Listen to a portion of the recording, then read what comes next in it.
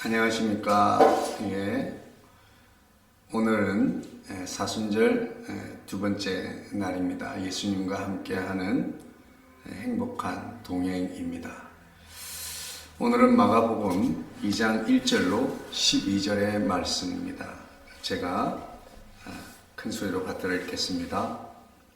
수일 후에 예수께서 다시 가버나움에 들어가시니 집에 계시다는 소문이 들린지라 많은 사람이 모여서 문 앞까지도 들어설 자리가 없게 되었는데 예수께서 그들에게 도를 말씀하시더니 사람들이 한 중풍병자를 4사람에게 메워 가지고 예수께로 올세 무리들 때문에 예수께 데려갈 수 없으므로 그 계신 곳에 지붕을 뜯어 구멍을 내고 중풍병자가 누운 상을 달아내리니 예수께서 그들의 믿음을 보시고 중풍병자에게 이르시되 작은 자야 네 죄 사함을 받았느니라 하시니 어떤 서기관들이 거기에 앉아서 마음에 생각하기를 이 사람이 어찌 이렇게 말하는가 신성 모독이로다 오직 하나님 한 분 외에는 누가 능히 죄를 사하겠느냐 그들이 속으로 이렇게 생각하는 줄을 예수께서 곧 중심에 아시고 이르시되 어찌하여 이것을 마음에 생각하느냐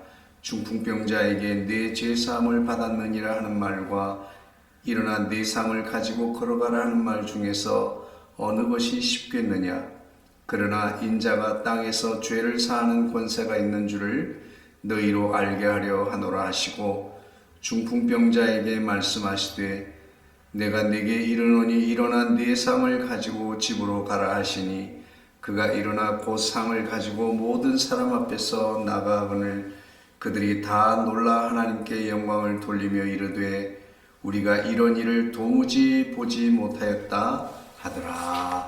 아멘. 네, 감사합니다.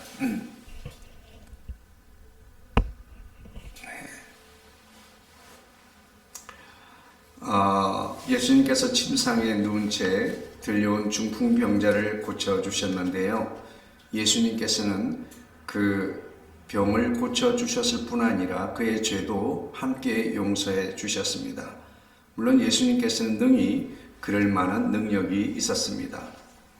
중풍병자는 혼자서는 할 수 있는 일이 없었습니다. 누군가 도와주지 않으면 혼자서는 아무것도 할 수 없었습니다. 설사 그가 예수님께 나오고 싶어도 혼자서는 그럴 수 없었습니다. 그래서 중풍병자의 상황은 절망입니다. 그런데 그의 주변에 좋은 사람들이 있었습니다.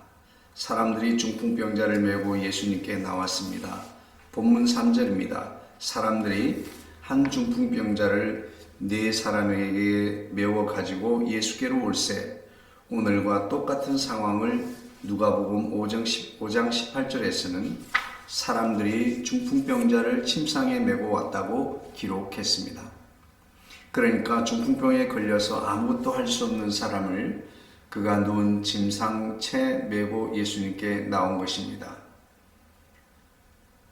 그리고 예수님은 그들의 믿음을 보시고 중풍병자의 병을 고쳐주셨고 그의 죄까지도 용서해 주신 것입니다. 중풍병자를 메고 예수님께 온 4명의 사람들은 중풍병자에게 얼마나 고마운 사람들이었을까요? 기록에 의하면 서기 165년과 251년에 로마 제국에 거대한 역병이 있었다고 합니다. 어떤 의학 역사가들은 이 역병에 대해 서구 최초로 천연두가 출현했던 것이 아닐까 의심하기도 하는데요. 아무튼 165년에 역병이 돌기 시작해서 15년 동안 로마 제국 전체 인구의 무려 4분의 1에서 3분의 1이 되는 사람들이 죽었다고 합니다. 로마 황제였던 마르쿠스 아우렐리우스도 이 역병으로 죽었다는 기록이 있습니다. 그 후 251년에 동일한 파괴력을 가진 역병이 돌아서 로마의 한 지역에서만 하루에 5,000명씩 죽기도 했다고 합니다. 당시 역병으로 죽은 사람이 얼마나 많았던지 디오니시우스라는 알렉산드리아의 주교는 모세 시절의 이집트처럼 집집마다 한 명씩만 죽었다면 얼마나 좋았겠느냐고 했다고도 합니다. 당시 로마 제국에 있는 집집마다 가족 중 단 한 사람만 죽은 집은 하나도 없었다는 것이지요. 그 집에 도시에 있건 아니면 시골에 있건 모든 집에서 한 명 이상의 사람들이 죽었다는 것입니다. 얼마나 무서운 일이겠습니까? 이때에 로마 제국의 사람들은 어떤 사람에게 질병이 생기면 그 사람을 즉시 내쫓았고 그의 가장 가까운 사람, 그러니까 그의 가족들부터 그에게서 멀리 도망을 쳤다고 합니다. 역병에 걸린 사람은 죽기도 전에 거리에 내버려졌고 매장하지 않은 시신을 흙처럼 취급을 했다고도 합니다. 그런데 그들과는 전혀 다르게 행동하는 사람들이 있었습니다. 바로 초기 교회의 성도들입니다. 초기 교회의 성도들은 역병으로 죽어가는 사람들을 찾아가 끝까지 간호했습니다. 역병으로 죽은 사람들을 매장하기 위해서 자기들의 사비를 아끼지 않았다고 합니다. 그래서 로드니 스타크라고 하는 사회학자는 초기 기독교가 급격하게 성장할 수 있었던 것은 로마 제국에 있었던 두 차례의 무서운 역병에서 보여준 기독교인들의 헌신과 사랑이 원인이라고 보기도 합니다.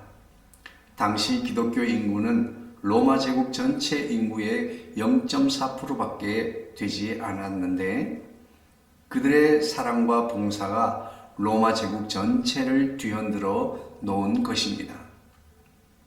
여기에 더 놀라운 사실이 있습니다. 두 번에 걸친 역병으로 로마 제국 전체 인구의 30%가 죽었는데 기독교 인구는 불과 10%밖에 죽지 않았다고 하는 것입니다. 그 당시 로마 제국의 사람들은 역병에 걸린 사람을 피해 도망 다니고 역병 걸린 사람들을 철저히 외면했는데도 30%가 죽었고 초기 교회의 성도들은 역병에 걸린 사람들을 찾아가 그들을 간호하고 심지어 죽은 사람의 장례까지 치루어 주었다고 합니다. 그런데 10%밖에 죽지 않았다는 것입니다. 어떻게 이런 일이 있었던 것일까요? 거기에는 의사들의 해석이 있고 사회학자들의 해석도 있지만 우리들의 해석은 하나님께서 초기 교회의 성도들을 특별히 도우신 것이라고 밖에는 볼 수가 없습니다. 사랑하는 성도 여러분께서는 요즘 잘 지내고 계십니까? 또 어제 코로나19의 확산이 더 늘어났다는 소식을 전해 들었습니다. 그 가운데에서 죽기도 하고 또 힘들어하고 어려워하는 사람들이 많이 있습니다. 오늘 성경에 등장한 네 사람은 중풍병에 걸린 한 사람을 위해서 무한히 헌신하고 봉사했습니다. 초기 교회의 성도들은 무서운 역병이 돌았을 때 앞장서서 병든 사람들을 도왔습니다.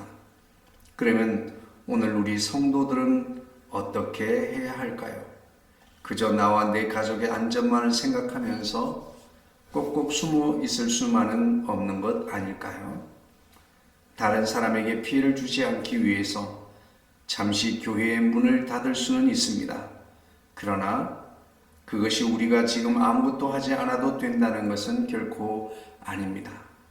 사랑하는 성도 여러분, 오늘은 우리 주위를 둘러보고 우리가 그리스도의 사랑으로 봉사하고 헌신할 일이 무엇인지 생각해 봅시다. 그리고 혹시 우리가 할 일이 있으면 그리스도의 사랑으로 그 일을 하면서 살아봅시다.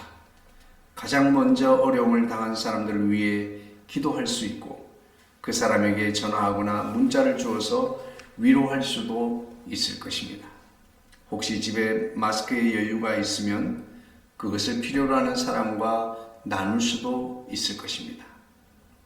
혹시 자가격리된 사람이 있다면, 기본적인 생활이 불편한 사람이 있다면 간식을 만들어다 줄 수도 있을 것입니다.